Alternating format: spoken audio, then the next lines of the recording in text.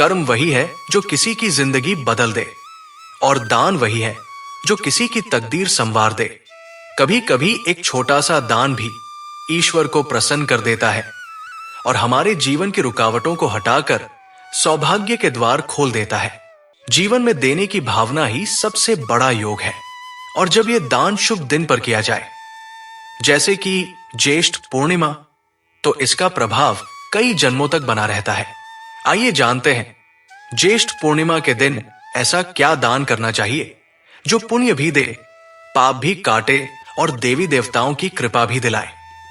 सोचिए, एक ऐसा दिन जब चंद्रमा अपनी पूर्णता पर हो, जब जल और वायु का संतुलन सबसे ज्यादा असर डालता है इंसानी मन पर, और उसी दिन अगर आप किसी जरूरतमंद को कोई चीज दान करें, तो क्या वह चीज सिर्फ सामान रह जाती है, या वो बन जाती है एक अदृश्य शक्ति जो आपके जीवन से दरिद्रता, रोग, बाधाएं और दुर्भाग्य को खींचकर बाहर निकाल देती है। ज्येष्ठ पूर्णिमा का दिन ऐसा ही रहस्यपूर्ण और दिव्य दिन है। अब जानते हैं कि इस दिन कौन कौन से दान करने चाहिए और क्यों। जल से भरे घड़े का दान क्यों करें? ज्येष्ठ मास गर्मी का चरम समय होता है। शरीर जल की मांग करता है और आत्मा शांति की। शास्त्रों में कहा गया है, ज्येष्ठ पूर्णिमा के दिन शीतल जल का दान करने से मनुष्य को अज्ञात पापों से मुक्ति मिलती है। इस दिन मिट्टी या तांबे के घड़े में ठंडा जल भरकर उसमें केवड़ा, गुलाब जल या कपूर की कुछ बूंदें डालकर किसी ब्राह्मण, पंडित, साधु या जरूरतमंद को देना अत्यंत पुण्यकारी होता है। यह दान न केवल प्यास बुझाता है बल्कि पाप भी धोता है। यह माना जाता है कि जलदान करने से व्यक्ति को अग्नि ताप और संतान संबंधी कष्टों से मुक्ति मिलती है। वस्त्र दान का महत्व और फल। गर्मी के इस तीव्र मौसम में यदि आप किसी निर्धन व्यक्ति को सफेद या हल्के रंग के कपड़े दान करते हैं, तो ये दान आपको अग्निदोष, रोग और नेत्र दोष से मुक्ति दिलाता है। विशेषकर यदि ये वस्त्र गायत्री मंत्र का जप करते हुए किसी वृद्ध, साधु या आश्रम में दान किया जाए, तो उसका प्रभाव और भी शुभ होता है। ये दान आपके जीवन में शांति, संतुलन और सौम्यता को बढ़ाता है। छाता, चप्पल और पंखा दान क्यों करें? ज्येष्ठ पूर्णिमा का संबंध गर्मी से है, इसलिए जो भी दान गर्मी से राहत दिलाने वाला हो, वो इस दिन श्रेष्ठ माना गया है। छाता, तेज धूप से बचाव। चप्पल, तपती धरती से रक्षा। पंखा, शरीर को शीतलता। इन तीनों वस्तुओं का दान करने से विशेष रूप से सूर्य दोष, पितृदोष और मंगल के अशुभ प्रभाव कम होते हैं। ये दान गुप्त रूप से करें, बिना किसी दिखावे के।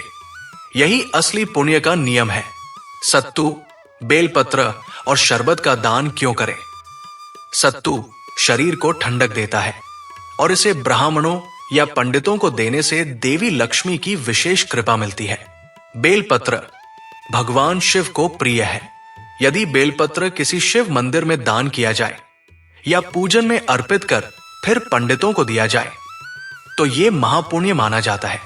शरबत, विशेषकर शरबतेरू अफ़ज़ा या गुलाब जल से बना शीतल पेय यदि राह चलते लोगों को पिलाया जाए, तो यह कर्म अत्यंत शुभ फलदायक होता है। यह दान गर्मी से जूझ रहे लोगों को राहत देता है और आपके जीवन की कड़ी परिस्थितियों को भी शीतल बना देता है। तिल, चावल और गुड़ का दान क्यों करें?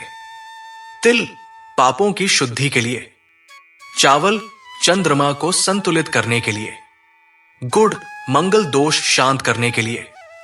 इन तीन वस्तुओं का संयुक्त दान विशेषकर उस व्यक्ति को देना चाहिए जो भूखा हो, गरीब हो या सन्यासी हो। ज्येष्ठ पूर्णिमा पर यह दान करने से घर में संतुलन आता है, ग्रहों की शांति होती है और धन, संतान व वैवाहिक जीवन में उन्नति होती है। पंचामृत या दुग्ध दान का महत्व।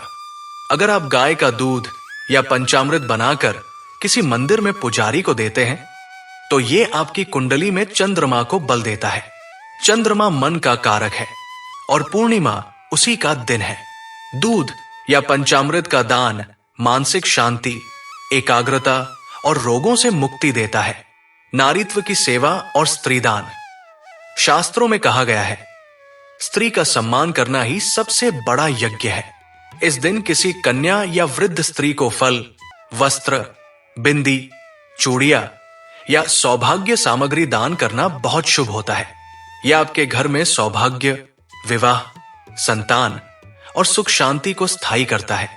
दान करते समय किन बातों का ध्यान रखें? दान हमेशा श्रद्धा और गुप्त रूप से करें। दिखावा, फोटो खिंचवाना या सोशल मीडिया पर पोस्ट करना पुण्य को खत्म कर देता है। दान लेने वाले की जरूरत और भावना का ध्यान रखें। दान करते समय दत्तात्रेय नमः या नमः शिवाय मंत्र का जप करें। तो अब जब अगली ज्येष्ठ पूर्णिमा आए, तब दान केवल हाथों से मत कीजिए, उसमें मन, श्रद्धा और सच्ची भावना भी मिलाइए। क्योंकि याद रखिए, दान वही है जो दिल से दिया जाए, और ऐसा दान जीवन के हर संकट को बिना शोर किए चुपचाप हर लेता है। अगर आपको यह जानकारी उपयोगी लगी हो तो कमेंट में श्री दत्तात्रेय नमः जरूर लिखें और यह वीडियो उन सबके साथ जरूर शेयर करें जिन्हें आप अपने जीवन में खुश और संपन्न देखना चाहते हैं।